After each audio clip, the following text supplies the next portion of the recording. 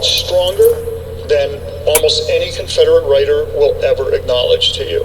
The Army is probably about 70 to 75,000 men.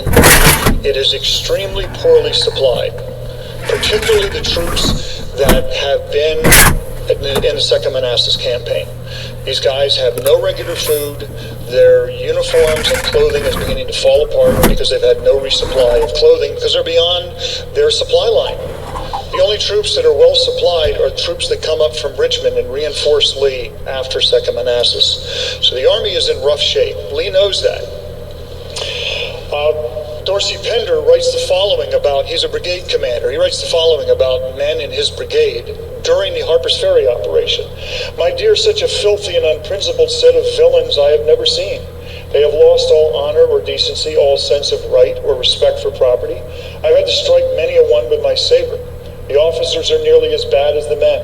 In one of my regiments the other day, when they thought they were going to go into a fight, 6 out of 10 officers skulked out and did not come up until they thought all danger over.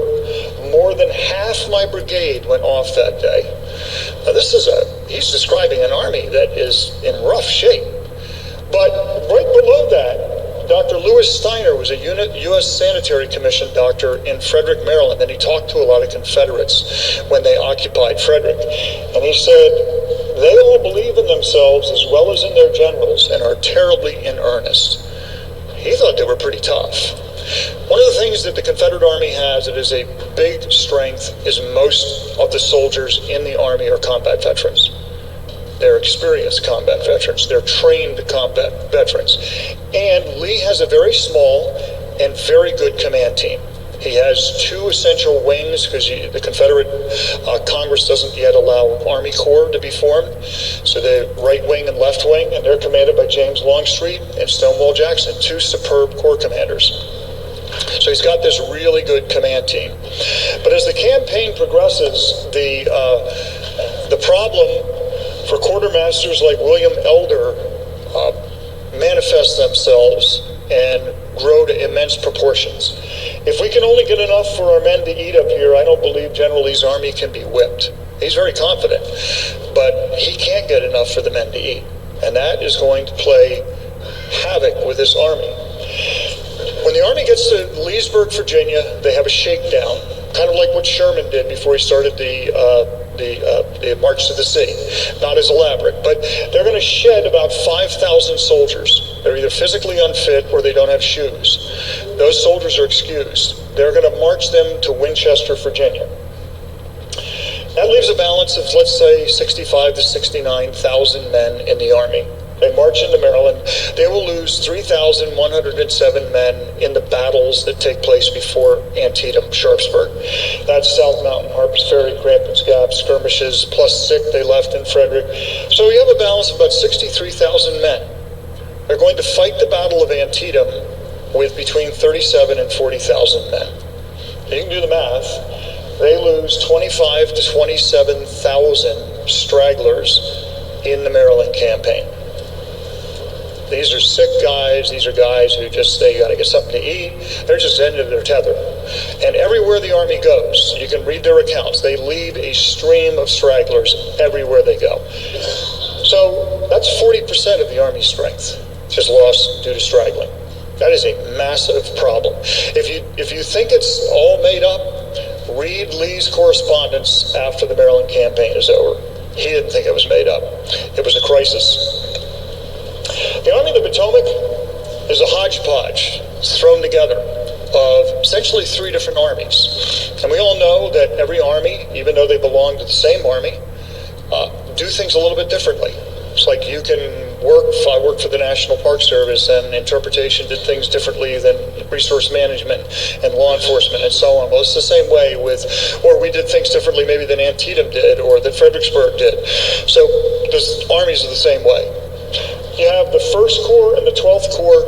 They are both from Pope's Army of Virginia.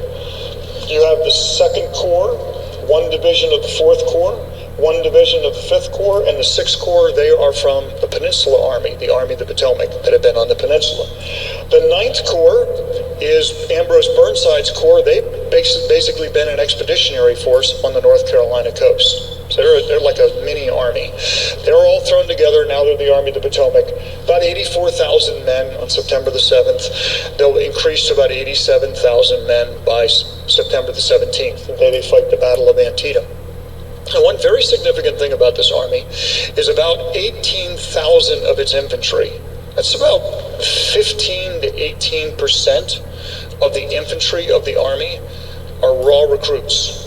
And when I say raw recruits, I'll give you an example. Ezra Carman, who commanded one of these raw regiments, the 13th New Jersey, he was himself an experienced soldier. He had been in another New Jersey regiment on the peninsula. He's having a conversation with Colonel Samuel Crosdale of the 128th Pennsylvania, 10 days before the Battle of Antietam. And Crosdale asks him how to form line of battle, not knowing himself and giving as an excuse that he had no time since being commissioned to buy a copy of Tactics. He's going to be killed, Crosdale, in the Battle of Antietam. And when he's killed in the Battle of Antietam, his unit is trying to form into a line of battle.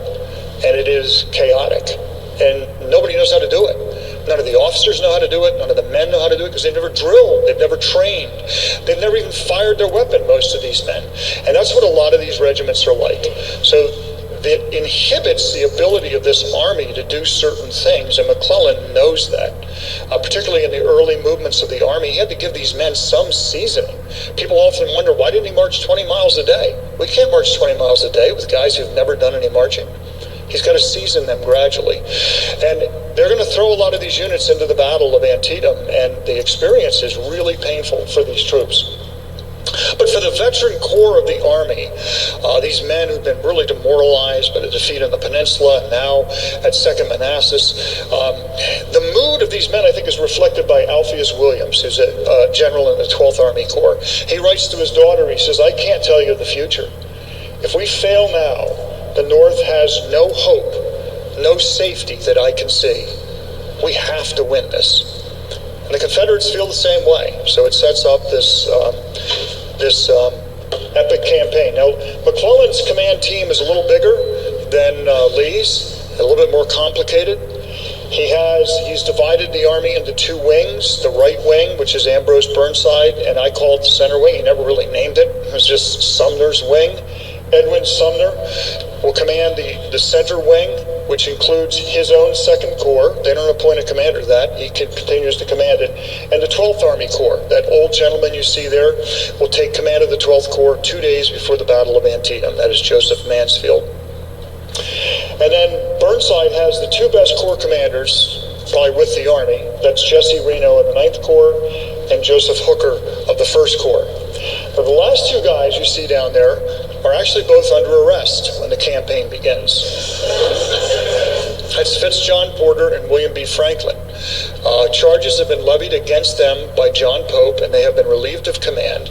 But McClellan asked the War Department, "This is a crisis. These men are experienced. They're some of my best guys. I need them with me."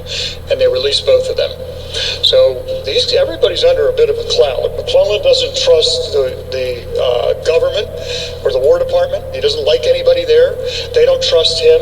He's got two of his experienced Corps commanders, the 5th Corps and 6th Corps commander, who these guys were possibly facing court-martials. So there's a lot of pressure upon them. So this is his command team. It's not a great command team. He's got some good commanders in it.